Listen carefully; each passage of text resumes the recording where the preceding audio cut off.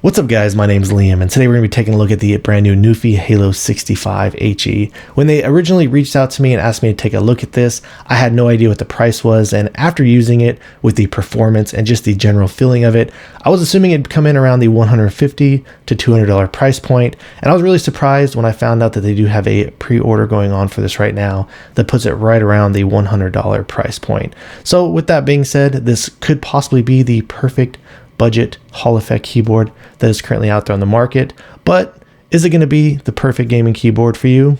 Let's check it out.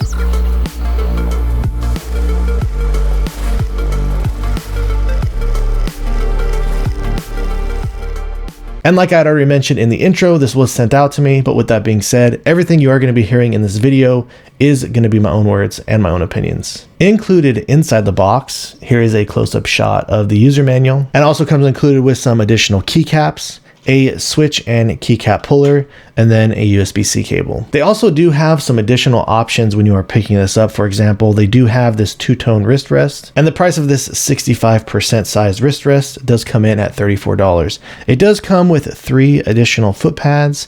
They are rubberized on one side, and the other side there's this adhesive. The material that this is made out of is acrylic, so it is a bit of a harder feeling. And I did notice when I was using it, if you do live in a cold environment, that it can be a little cool to the touch once you do start using it, but the angle and everything of it seems to work great, and as you can clearly see here, it has a really cool aesthetic to it. The keycaps that do come included on the keyboard are not shine through. They do have an option to pick up these shine through keycaps separately, but this is an additional cost of $24. The layout is clearly a pretty standard 65% layout, and for the build you do have this LED bar up here in the top left hand corner. You can individually control the LED settings on the software, and we'll get into that here briefly. The top half of this keyboard is made out of a metallic material, feels like some type of an aluminum, and is separated down here in the middle. There's a piece of plastic on the inside, and this does have an LED shine through that goes all the way around the keyboard. And then down here on the bottom, it does have a plastic tray. They do have a switch function down over here to the left side. There are 3 different profiles that you can choose from, and you can actually go in and customize those profiles to set them up however you wish to choose. So if you wanted to do a gaming profile on one, and then just a standard Windows profile that's not as sensitive when you're doing your day-to-day tasks, you have the option to do so very easily right here with this switch. Then they also have the USB-C cable over here on the left-hand side of the keyboard. And then here's a look of the bottom layout. You do have these 2 thin rubberized feet down here on the bottom. You also have these 2 rubberized feet up here in the top corners. And as you can clearly see, this does have 2 different feet settings if you wish to raise the keyboard up. Both of these different types of feet, they do have rubberized bottoms. Everything about the build and feeling of this keyboard has been feeling really solid to me. As far as the height goes and the edges, nothing feels too sharp or anything like that. So the entire time that I have been using it has felt pretty comfortable. I am, however, pretty aggressive when I do use my keyboards. I did find this to be pretty light feeling compared to what I'm used to. And this aluminum tray at the top here is actually pretty thin. I'll go and break that down for you when you do open this up. But the total weight of this keyboard looks like it is coming in around 786.1 grams. Here's a close-up shot of the PBT keycaps that do come included. They do appear to be double shot. Over on the top, there's a slight bit of texture there. They do have a smoother touch, but this texture does provide you with some additional grip. And if you do decide to pick up these shine through keycaps, here is a close-up look of them from the back. And here's a shot over at the front. As I was going back and forth and testing both of these out, these shine through keycaps do feel a bit more grippy than the original ones that do come with it. I'm not sure if that has something to do with this paint that's on here, if it's some type of a matte or something like that. So I do slightly prefer the feeling of the shine through keycaps over the standard ones, but both of them really do feel great to me. When you do pick this keyboard up, you do have 2 separate options for the switches that do come included. The first option is actually $10 cheaper. It is these magnetic coral switches. Though I did not receive any of these to test them out, the ratings on these, they're a little bit heavier than the $10 more expensive magnetic Jade Pros, and the internal design on the magnetic coral switches, they are using a dual rail structure design. I am, however, a big fan of just the Jades in general. I was really excited to get my hands on these Jade Pros, and I noticed that a lot of keyboards that I've been getting sent out recently are all including these Jade Pros, and they really do feel great. So not only are these a little bit lighter, they do have a fantastic sound signature. Again, I do apologize that I can't bring you the sound signature on the magnetic corals, but inspecting the internal design of these switches, they are still using this single rail design. They are very clearly lubed on the inside, but just the sound profile and the feeling of these, they really do feel great. And even though it is a single rail design, the feeling of these, they do feel really stable to me, and I'm not noticing a major amount of stem wobble as I've been using them. So opening this board for me, it was pretty easy. All you had to do is remove the keycaps, and then there's screws in here, so this is mounted to the bottom of the tray. Once I took all those screws out, you do have to pull apart the top metal frame from the bottom plastic piece. It was snapped together with these little clips in here, so I did have to pull apart on it pretty aggressively to get it apart, but honestly, it wasn't really that much of a challenge for me. So once you do pull this apart here, as you can see, the switches here, they do go into an aluminum plate. They do have these sound dampening silicone materials here for the space bar. And upon inspecting the stabilizers here, they are very clearly lubed. Here is a close-up shot right here of what the PCB looks like underneath the switches themselves. Here's a quick image of all the internals that do come included. Right underneath these switches and the aluminum switch plate, they do have an additional silicone gasket that goes between the circuit board and the switch plate for sound dampening. So when you do pull this apart, there is a cable right here that is connected to this PCB down here in the bottom part of the plastic tray. Let me put my fingers right here to make sure my camera stays in focus. So the internals of this, again, this top piece feels metallic like an aluminum.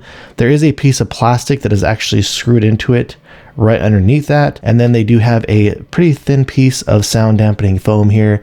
This is a very slow and soft rebounding foam.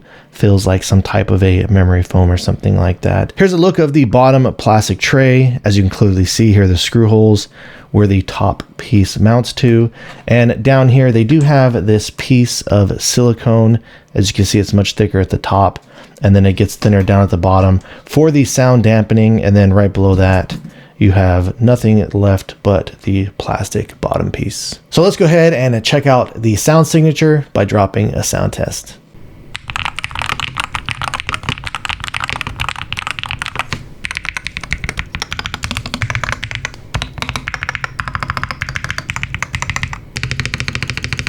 I've already gone through this driver in a previous Nuphy video that I did, but I will go ahead and run through it again here really quickly. Here is the options that you have for the 3 different settings. In order to make any adjustments to the other modes, you do need to manually switch the switch to either the M2 or the M1 position before you can set these up or even click on them. Since I currently do have the M3 option selected, let's go ahead and click on this to begin. Right here on the first key bindings tab, it does allow you to make adjustments to keys. If you wanted to access the advanced features, you come up to whatever key you want to make the adjustments to, and you right click on it. Once you right click, as you can see, you have access to dynamic keystroke, mod tap, toggle key, rapid shift, SOCD, and hyper tap. I have, as you can see here, I do have SOCD set up on the A key, where it would automatically shut off once I do slightly press down the D. I'm not going to go too much into the features of these. This is something that if you do want more information on, there's a lot of different examples that are on YouTube featuring how these work. Next up, you have the trigger settings. This is where it allows you to make adjustments to your rapid trigger. Also, you can come over here in the switch selection. I always do recommend doing this. Make sure that you do have the correct switch selected. Every time that I do a firmware update, I come back in here and recalibrate it to make sure everything is working properly on my keyboard. But aside from that, if you want to make any access, you can either come in here and make adjustments to just individual keys, individual groups of keys, or you can select them all right here to make the adjustments. I've been messing around with having this at the minimum of a 0.1 millimeter actuation. It does adjust in 0.02 millimeter adjustments all the way up to the 3.3, and you can actually change the actuation steps over here in the settings.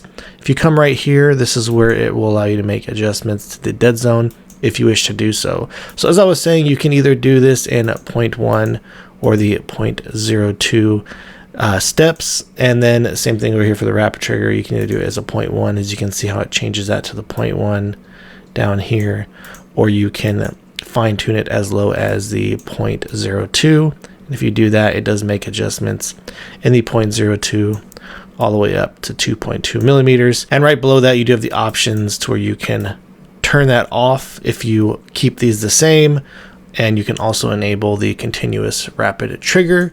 Next up, pretty self-explanatory, you do have your macro recordings options to set up macro keys.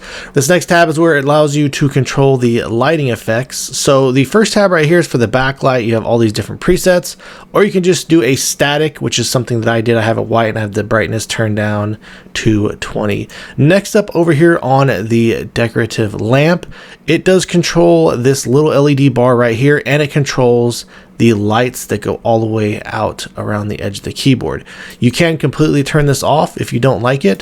One preset that I have found that I think is kind of cool is I've been doing this breathe preset, cycling between all these different colors. If you want to do just a custom color, you can do that as well, but I kind of have it cycling between the RGB. I've been turning the brightness up on this all the way, and with the backlight I'm doing like a white with the brightness down to 20. It does, in my opinion, kind of has this cool bleed over effect where it kind of bleeds colors in around the edges. I think it looks kind of cool and unique, but anyways, you can go ahead and mess around with that however you'd like, obviously. Then finally over here on this mode settings tab, gives you options like locking the Windows key if you want to do that in the middle of gaming. I do recommend leaving this gaming optimization on to give you the best performance. And then my settings that I use for the best latency is the no tick rate, low stabilization level, and I do use the 8,000 hertz polling rate. Again, depending on your system, if you are noticing any type of inconsistencies or anything like that, you can drop this down to where it will run more stable. But if it does run fine with the 8,000 hertz, I would recommend doing that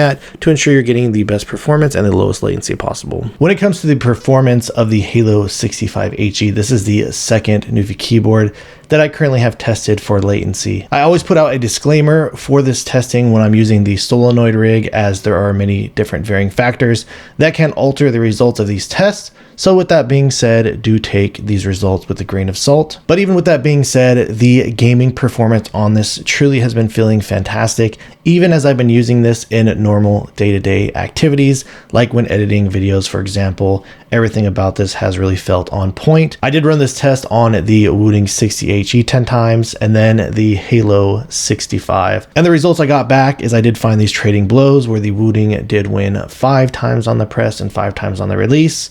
And then same thing on the Halo65, winning 5 times on the press and 5 times on the release. So in terms of overall performance for the latency, I don't notice any issues with this sticking out, and this should perform very well with some of the best competition that is currently out there on the market. All right, guys, so that about wraps things up on the Halo65 HE. And like I've been saying since the beginning and throughout this video, the fact that this does come in around the $100 price point, it does come with these brand new magnetic Jade Pro switches. These are easily shaping up to be some of my favorite, if not my favorite, Hall effect magnetic switches that are out there on the market. Sound signature of this, the feeling of it, the performance of it, everything all around really has been feeling fantastic.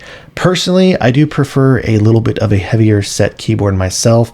I do kind of wish that Nuphy would come out with an all aluminum case, give it a little bit of a heavier feeling all around. The fact that this does come with an adjustable feet design is a really cool option. But aside from that, the features of this, the feeling, the software, the fact that you have so many different options for setting up, like the SOCD, just giving you a brief example, everything about this board really impressive at the price point that it is currently sitting at. You do have to pay some additional money to get the shine through keycaps if that is something you prefer. I do feel like the original keycaps that come with it do have a little bit of a cooler and unique look, but again, I just personally like to have these shine through keycaps. So yeah, this is really a force to be reckoned with, a serious keyboard to check out if you're interested, even if you are on the budget end of the spectrum. All around, to me, this really has been feeling and performing really solid.